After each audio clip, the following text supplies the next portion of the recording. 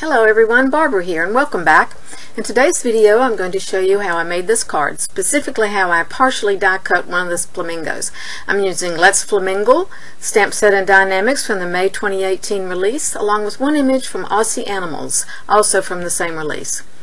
I'm using no line coloring cardstock for this card, but you can use any Copic friendly cardstock that you prefer, although Express It may be a little thin for this project due to bleed through. To begin, I'm going to make 3 sets of light pencil marks on the cardstock as landmarks. My cardstock is cut 4 1/4 by 11. The first mark is going to be where the front fold and the partial die cut will hit. The second is the center fold, and the third is where the front fold will hit on the card front. The center mark goes in the center, and the other two are 2 3/4 inches from each end. Now here I'm showing you where the fold will hit on the first image. Too far towards the legs and folding without tearing is difficult, so it needs to be closer to the flamingo's neck. Now I'm going to stamp the first image. I'm using my large MISTI, and even though the cardstock doesn't all fit inside, it works well to overlap it. Using my landmarks, I stamped the first image with extreme black hybrid ink, twice for the crispest image, making sure my cardstock hasn't moved in between stampings.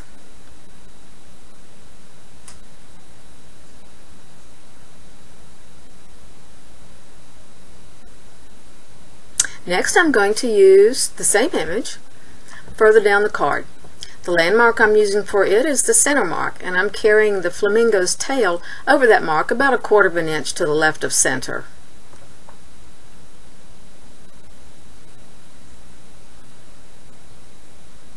I'm also using my ruler to make sure that I've got it lined up well.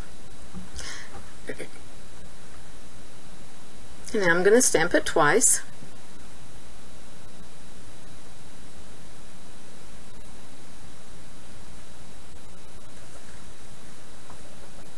And next I'm going to stamp the 2 flamingos on either side. But first I have to mask that second image. As you can see, I've used this mask several times. They'll last through quite a few stampings if you remove them carefully and store them on a flat surface. I usually use the stamp set itself. You can be a little flexible with the placement of these two as long as you don't go past the right side landmark, because if you do, it's going to show on the folded card, and that's not the look that we're going for. So using my ruler again, I'm making sure that I don't cross over that landmark. I'm going to stamp him twice, and as you can see, it's going to be on top of my masking tape, my masking paper, so he is going to appear to be in behind that first one. Same with the next one. He is going to be behind and a little bit higher up to make him look like he is behind and a little more in the distance. Make sure that my paper is always secured down in the bottom and the corner of my MISTI to make sure that my images are stamped the crispest possible. Next, I'm going to stamp the last flamingo, higher and to the right of the left side landmark. So I'm going to shift my paper, line him up, and make sure that he is not going to overlap that left side landmark.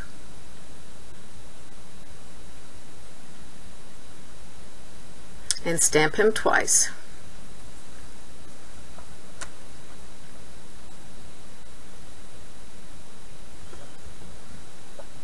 Now I'm going to remove my mask to reveal how the one flamingo is positioned in front of the other two.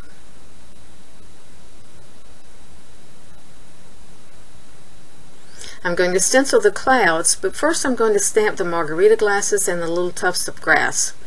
Since they're so small, I'm going to stamp them by hand. I prefer small stamping blocks for this, as it decreases the chance that I'll get some stray ink on a larger block and then transfer that to my cardstock, because I have been there, done that.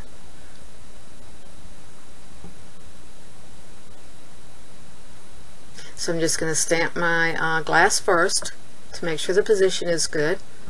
There's one for each flamingo because we're at a party.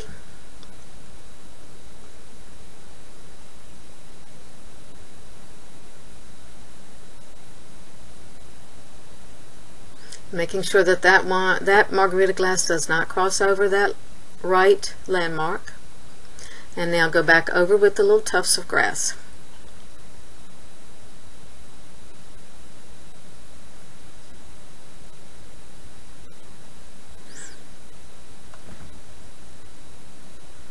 Next, I'm going to do the clouds. I'm using the Mini Cloud Edges stencil, Blue Breeze Premium Dye ink, and a sponge dauber. I'm going to do a small portion of the clouds and then I'm going to go off camera to finish to save time.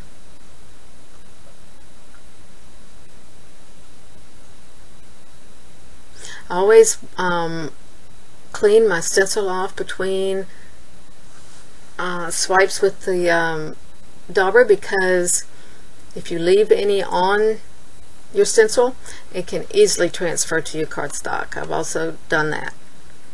Now I'm going to color all the images. I'm going to show you how I did one flamingo and again go off camera to finish the rest. I'm using R20 and 22 for the flamingo, C5 and N8 for the beak, yellow green 21 and 25 for the margarita glass, and C3 for the stem. For the tufts of grass I used yellow green 45 and 67.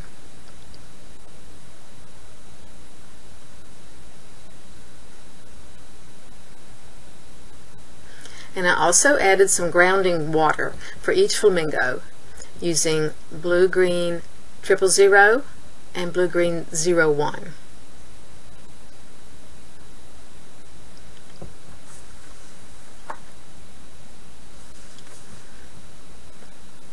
And now it's time to do our partial die cutting. I found that I don't get good results with the newer beveled edges cutting pads. I usually use a vagabond, and that's what I use on it. So I'm dusting off my trusty Cuttlebug for this card. The cutting plates have a 90-degree angle that work perfectly. So I have my A plate and my C plate, and I'll use a B plate on top. When I place my cardstock in the machine, I will want to have my left landmark pencil marks directly on the edge of the C plate. You can see better if I move it forward of the A plate. Once the marks are right on the edge, I'm going to secure it with some removable tape, because if it shifts, it's probably going to be ruined.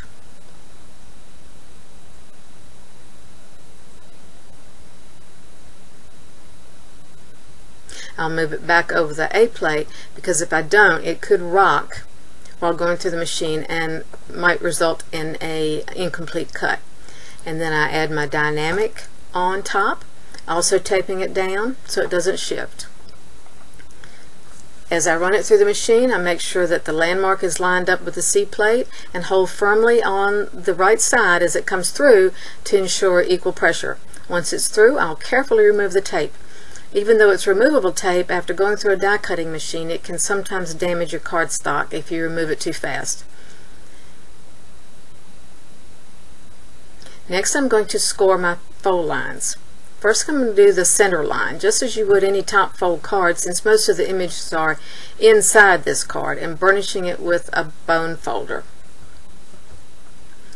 Next, I'm going to do the left side on the landmark and right up to the die cuts, top and bottom. And as you could see, my Copic markers went through on this cardstock as well, and you could easily add some pattern paper to the back to cover that up. I think you can see the score marks, top and bottom now. They go right up to the end of the cut mark. And now I'm going to fold along those score lines in the opposite direction from the center line. Also burnishing with the bone folder to get a good crisp fold.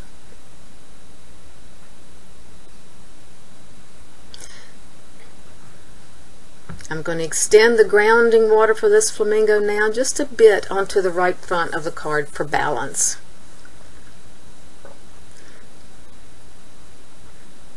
And next I'm going to stamp the sentiment. I already have it in my Mini Misty and ready to go.